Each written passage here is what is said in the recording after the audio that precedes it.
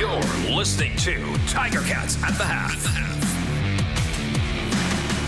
30 minutes of football in the history books. This is Tiger Cats at the Half, presented by my insurance broker. I'm Bubba O'Neil, along with Andy Fantuz, and your Tiger Cats leading the Ottawa Redblacks in the nation's capital 9-6 in a very interesting, twist and turny first half. Of course, we had that near 1 hour rain and weather delay, but the guys went back on the field and I put 30 minutes of football in the books. I turn to you, Andy Fantuz, and I know your car star keys to victory are always very relevant to the game, but key number one, I think the Ticats defense were listening.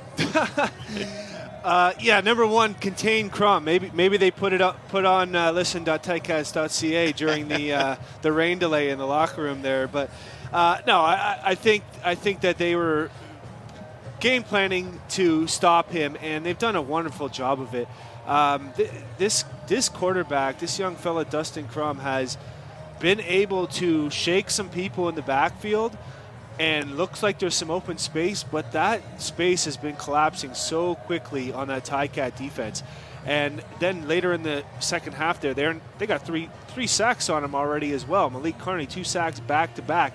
But when you does see a little bit of room, the Ticats have been closing and gang tackling him so well. I honestly, I couldn't imagine a better performance against containing Dustin Crum.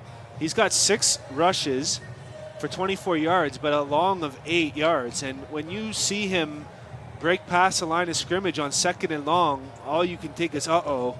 And they just close and gang tackle and stop him short of the first down every single time. I don't think he got 1 first down with his legs. The Redblacks only have 2 first downs in the entire half. One of them was on their best play was the 19-yard rush by Williams, and he's got two rushes for 19 yards. So he was stuffed on his other rush. The Ticats defense just been playing incredibly. Just 1 rushing first down and 1 passing first down.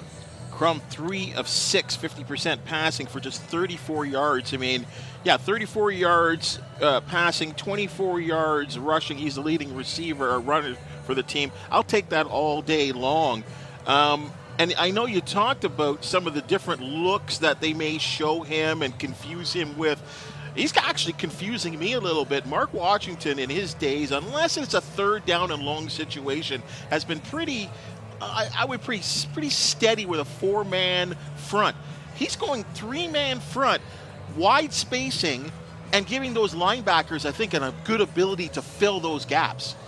Yeah, it's almost like there's a double spy of some kind. They're in a zone pass defense, but they still have an eye on Dustin Crum. So if he does sneak up in between those 3 rushers, they're able to converge on him pretty quickly. And you're right. These are some looks that we haven't seen a lot of this year, and I really like it. I mean, it's very attack-oriented. Very, very much so. 3 sacks. 67 total yards by Ottawa, and that's including a 19-yard run and a 22-yard pass. There are only 2 first downs. So it's just outstanding defense.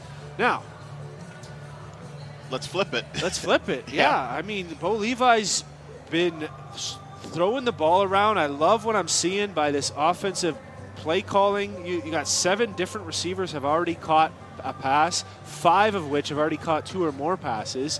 So everybody's eating out there. A couple errant throws. That first interception, Ottawa came with the cover 0, and it was right after the rain delay. I don't know if the ball slipped a little bit, or the if way the ball had that back wobble, it came out weird. It did, and then the other time was another rushing situation, a blitzing situation, where they tried to get Duke Williams on 2nd and 16 into a dig and go, and it wasn't there. And Bo Levi threw it anyways when he was a little bit under pressure, and that one was not picked, but Carriel Brooks almost intercepted that. Those were the 2 most errant throws I saw. Other than that, he's been sharp. 16 of 25 for 215 yards in 1 half of football. There was that late interception. That was a heck of a play by Abdul Kanai.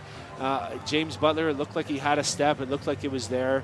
That was just a great defensive play. I don't blame the throw on that one. So I'm happy what I see from Bo Levi. He looks sharp.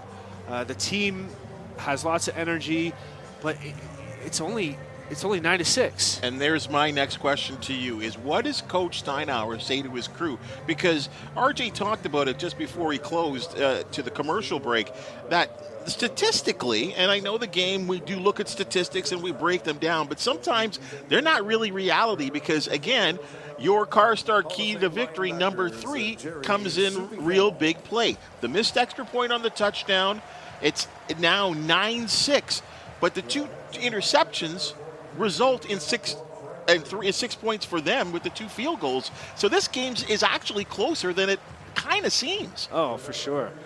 For sure. That first interception, you got to think they were going to come away with points if that didn't happen. And who knows about the second one. But regardless, this defense has basically pitched a shutout. And yet it's the Ottawa is probably going to get the ball to start the second half and could take the lead on the first possession. So that's why you got to play. You got to keep that focus and play the 4 quarters. So what is Coach O saying to the team? He's certainly saying to the defense, keep doing what you're doing, and even offensively. I mean, they're putting up a ton of yards, 220 total yards, 14 first downs. Just the turnovers. 1 sack surrendered, and that was Bo hung onto the ball a long time there. Yeah, it was a quicking passing game, so you can't even really blame the offensive line because they're expecting the ball to be out on a quick throw. We heard our broadcast team talk about the play where it's all hitches across the board. He's basically got to pick somebody and throw it. You saw him look at his first read. Maybe it got jumped. It wasn't there. Go to your second read. If it's not there, you got to just throw it away.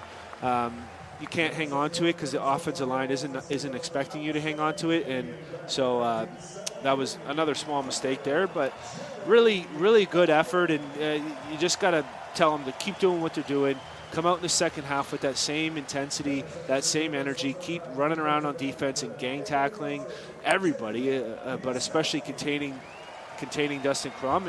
And we saw a lot more of Tyreek McAllister running the ball than we have seen so far this year. We saw a lot more of Kyle Loxley on offense in general. So that was new for us as well. And I still like to see James Butler get more involved. And we talk about the offense, we talk about defense. Special teams cannot be ignored here. And I'll bring this up. If you correct me if I'm wrong here, I seem to remember you when you were a Ticat. I believe you held the ball for Luka Kanji. Yeah. Okay. Yep. So so you obviously have gained an appreciation for the kicker. And Mark Leggio, 16 for 16 this season. And the way he came in here and on a rush emergency situations, and he has done nothing but been spectacular kicking from those field goals. But those extra points, which really sometimes can come back to cost you, is that just in your head when you miss these extra points? I honestly can't even speak on it. I don't understand. It's got to be partially in your head. It is a long kick. It's not like an extra point. Used to be. Yes. Used to be. So It is like a field goal, but it's whatever hash or in the middle, wherever you want the ball as far as alignment-wise. And it shouldn't be a situation where you can be so good on field goals from any random distance and the most standard kick you're going to have all season long, such a bad percentage.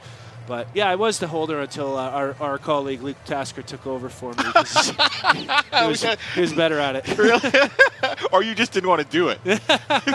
Let's find out. We'll get the truth on that situation. Hopefully we don't get a rain delay. We have to bring up things like that. Folks, again, Tiger Cats at the half presented by Insurance Broker. Again, myself, Bubba O'Neil, and Andy Fantuz, we will be back at the conclusion of this one. Let's hope that we're talking about a Tiger Cats victory. So far, so good. 9-6 in the nation's capital for the Hamilton Tiger Cats over the Red Blacks. 30 minutes of football left to go, and we do know that the Ottawa Redblacks have been calling themselves the Cardiac Kids. Let's see what that Ticat defense can eat them raw and bring home a victory. We'll be back at as I said, at the end, at the conclusion of the contest. RJ and Luke from the broadcast booth. We're live on the Ticats Audio Network.